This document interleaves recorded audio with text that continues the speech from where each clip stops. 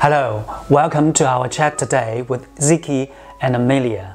And today we have a very special topic: does East meet West in etiquette and manners?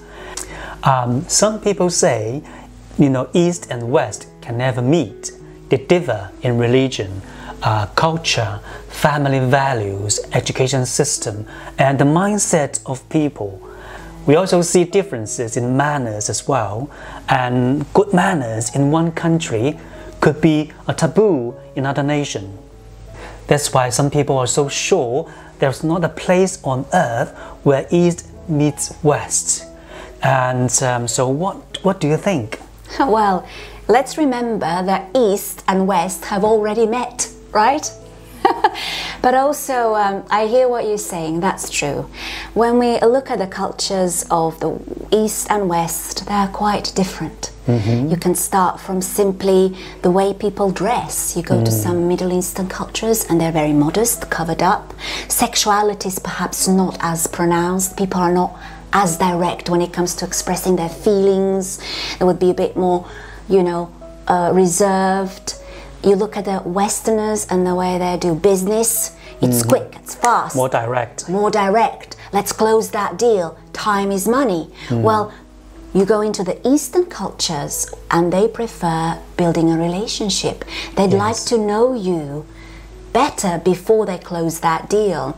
So whilst there are differences from a culture to culture, because we are all different, and that's what makes this world beautiful, when we look at etiquette and manners, there is more to it. The fundamentals of etiquette and manners, which is courtesy and politeness, are technically the same. So when we look at those fundamental principles, I think East and West can meet in some way. In some ways, exactly. Yes, and I do believe good manners are culturally common. Yeah. What is your opinions on this? Oh yes, absolutely. This is what we already touched upon, that from a country to country, of course, when it comes to etiquette, it's a certain set of rules that we observe, whether we are part of a certain culture or a social club or even a group. But etiquette and manners are underpinned.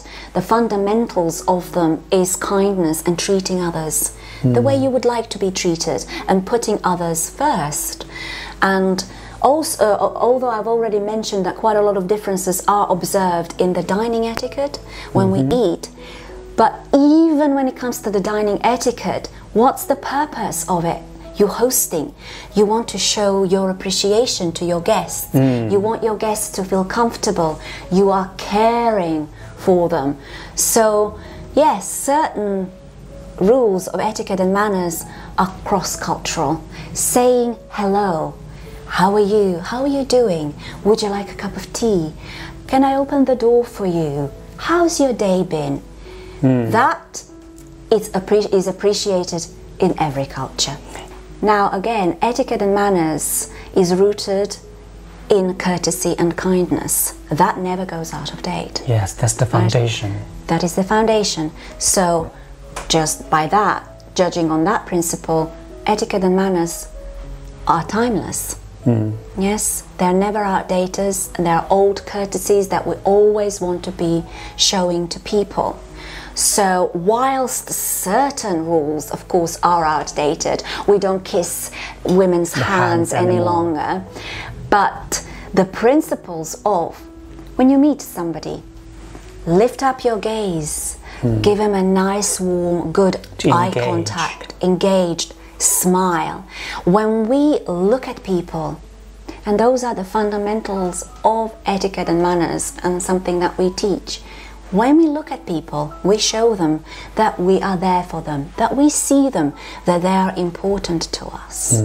So Jack and I very often discuss the importance of interpersonal skills, so having good manners, knowing the rules of social conduct, knowing how to listen well, being a good conversationalist, being really good at reading other people's emotions, so your emotional intelligence.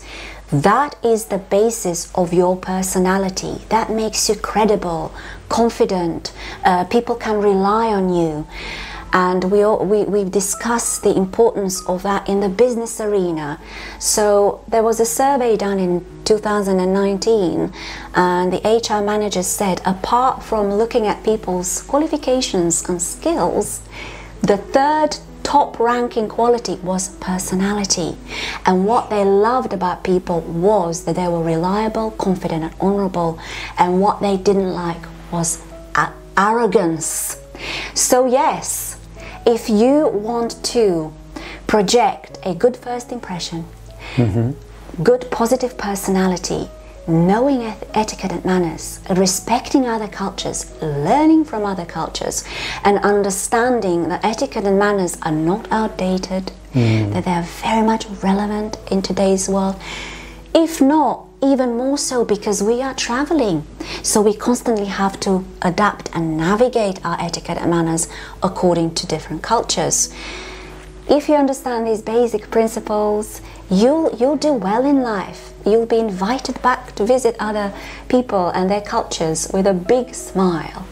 East meets West on that territory. We're human beings. We all want to be heard, loved, respected for who we are and where we come from, and also seen. So when one has these basic manners in place, and we always say, you don't have to know all the rules. The rule book is this thick, so you can throw them out of the window. If you do one thing a day, it is going to make you more of a kinder person, and you're going to appear as somebody who's really well mannered. And that is, every day try to do one small act of kindness toward another person, uninvited. You don't need praise for it, you don't even have to mention it. Just do something small for the environment, for your loved ones, for your children, for your family, for the society, even if it's just picking up a piece of rubbish off in the street, that makes a difference. So us, I believe, I hope you agree with me, Jackie, surely we are here to just remind people that we as humanity have these set of rules. They've been developed through centuries. Why not use them? It makes us nicer people.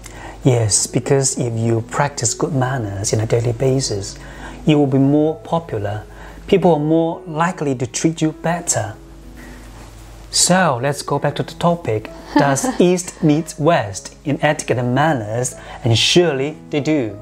Well, surely I think they do.